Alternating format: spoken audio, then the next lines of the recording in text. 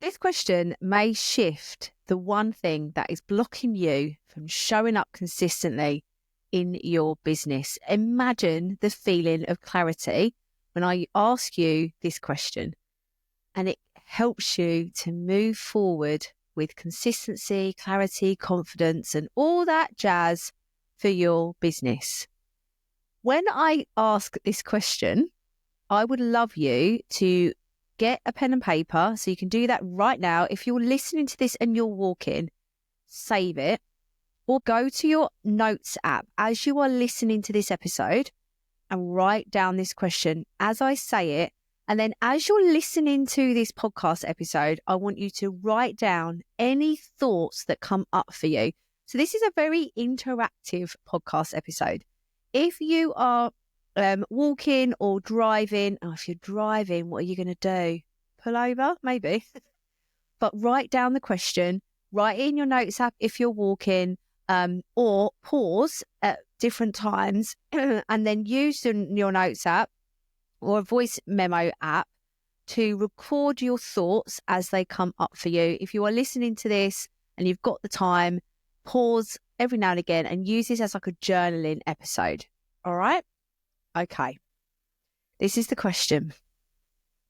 What do you know or teach that you are not doing?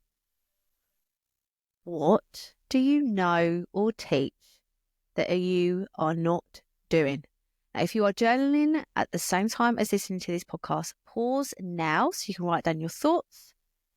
If you are walking, record those thoughts. If you're just listening and you're not journaling, I will continue with the rest of the episode. But the reason I'm asking you this episode is, this is like a shadow question. If you've not come across shadow work before, it's like you are looking around, investigating with a curious mind around your mindset, like jazzing it up, stirring the pot to see what comes up for you, to see what shadows appear. And a shadow, which I don't know, well, I mean, it says what it does in the tin, I suppose, but with mindset, shadows are blocks in moving you forward. Sometimes, and most often, these are subconscious. So this might be attached to a limiting belief that is attached to something that happened decades ago when you were a child, or more recently, that are usually tied to worthiness, fear, or imposter syndrome. And this is where I come with my doubt. Those shadows lean into your doubt, like they feed your doubt and stop you from showing up as the badass that you were born to be. Everybody has them. And I don't ever believe that you get rid of all of your shadows. The thought of Elon Musk just came into my head then, thinking, does he have any shadows? Maybe not. But I think that shadows allow you to stay grounded to your mission, your vision, and just being a human being, showing up with integrity and authenticity. So I'm not dissing the shadows, but I'm going to diss the ones that are getting in the way of you moving forward with your business. Because as you know, I'm here to help you go forward, unblock those things that are getting in your way of making your dreams come true. And this is where the shadow work comes in. Now, if you are a business, especially if you are a service provider, this podcast episode is very valuable for you if you are product-based, but especially if you are a service provider, you are usually operating from a framework or a system or some operational processes, or, anything that you are selling the service. How are you communicating that service to others? You are going to communicate the framework, or at least the transformation that you are going to deliver for your dream clients. I'm going to start with product-based businesses here, because I know, and I was literally talking to a one-to-one client today, if you are a product-based business and you are not consistently creating jewelry, I'm just going to go straight to jewelry or art or toiletries, or I'm trying to think of the product-based businesses in my community, in the Vivid Business Club. So we've got a lot of creative businesses. that make clothes and patterns and jewelry and toiletries and like that manufacturing side of things and art. Okay. If you're not creating something that you want for yourself, you are not going to be showing up in the same in the same energy as if you do. So when I was a wire artist, I used to, I mean, there is wire art all over the place, which I don't actually have any that I can show you right now. But I used to have wire art I do have wire art all over the place, and I would make things because I wanted them. So when I showed up and teaching wire art as well, I loved making. So when I showed up and sold those things, the energy of the fact that I was in love with them showed through. Therefore, I made more sales. If I was making jewelry, I would wear the jewelry all of the time. I'd make things for me to wear. And if I like the design, I mean, I would start with things that I like first, maybe. I would start with that and then I would lean into it. Now, the thing with a lot of product-based businesses is that you start because you want to create something for yourself, but do you continue to wear it when you are still creating? Okay, so think about that. Are you really embodying the joy of your products if you are making them? Okay, that is the answer that I'm looking for. If there is anything that comes up for you, then I want you to be, again, curious like a detective. What is frustrating you about the product? What is telling you that you shouldn't be showing up to sell it? What is it about it that you think that might not be quite good enough? From the things that come up, I want you to create a plan of action to improve those. All right. So that's the product-based businesses. But again, all of the next bit for service-based businesses are still going to be relevant. If you are a service-based business and you're talking about a framework and you are not applying it to your own business, you are therefore not the walking, talking advert for your business. Everything that I am now talking to you about, and every single episode, any time that I have delivered value, anytime I'm asking you big, bold questions that really make you feel uncomfortable, any of that really tough work that I ask you to do for you and your business, I am talking from experience because I have done it myself. I do not teach or talk about anything that I have not already tested on my own business and my own mindset. When I spoke with, I asked this question inside of my Dream Team Mastermind, which I'm changing the name of very soon. So by the time this comes out, it might be called something different. I have spoken to my mastermind about it. I have spoken to my one-to-one clients about it. And this morning I spoke to a one-to-one client and asked her this question. And I encouraged her to not look at her business from an inadequate point of view, because nobody's inadequate. You're exactly where you need to be. But if you are a prospective client wanting to work with you, like your business, like your prospective clients, if they are looking at your business and thinking, I don't understand, like she says that, or he says that they do this, I don't really see the evidence of it. Where is their framework? Where is how they've applied what they know or teach? Where is that showing up in their business? The other reason you want to do it is because you then believe in the result of the transformation that you provide for your client.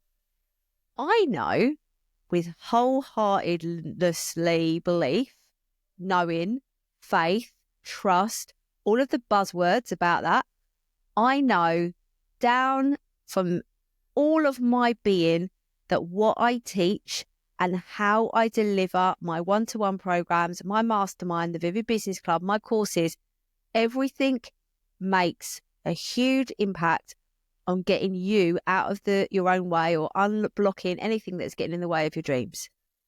Because it works for me. I can tell the story of where I started and where I am. As well as last week, I held my in-person event with the Vivid Business Club, and the whole thing was about being your golden, like you're so golden, it's called. I'm going to actually do a lot of, with the work that I did in that day, I'm going to be doing it in different ways because it was so impactful. But everything that I taught, I had tested on myself beforehand. And I felt that shift of, oh my God, if I step into and really embody who I really am, what my superpower is, what my magic is, what my gold is, I show up with a crystal clear, transparent, authentic energy. And I think that's the point of this, because when we have shadows hanging about, and we're hiding from the fact that maybe you talk about being consistent, but you're not consistent. Maybe that's one of the things that you share. Like I talk about consistency. I talk about consistency of like monitoring your cash flow inside the Vivid Business Club. So there was a point about a year ago, maybe sooner than that, that things got, I was very busy, great success, lots of clients, feeling really brilliant. And I wasn't prioritizing monitoring my cash flow. I sort of held the numbers in my head and I was like, it's going to be fine or whatever. And I just dropped the ball because I had one of those months where I had loads of expenses go out. Turnover, fantastic. Remember, it's all about the profit. I had a great turnover month and then it all went back out again. And I hadn't forecast that coming. And I was like, shit, let the ball drop. Now, what happened in that situation was I identified that I was letting the side down, and I let the side down because when that sort of thing happens, I think of my clients in the business club thinking, I'm teaching you to show up and be consistent and track all these really important things, and I'm not doing it. So therefore, that impacts the energy I'm showing up with. It's like you're carrying and showing those shadows.